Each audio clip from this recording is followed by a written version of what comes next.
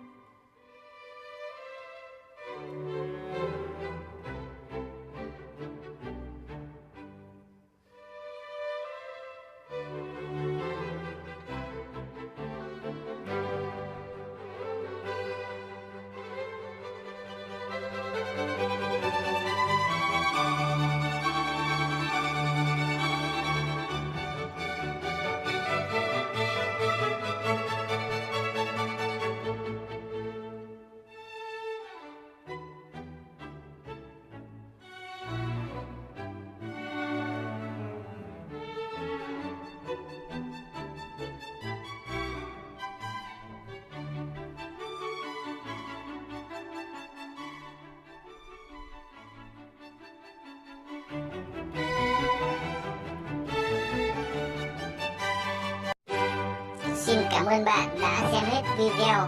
Nếu thấy video hay, có ý nghĩa, hãy chia sẻ cho người khác cùng xem.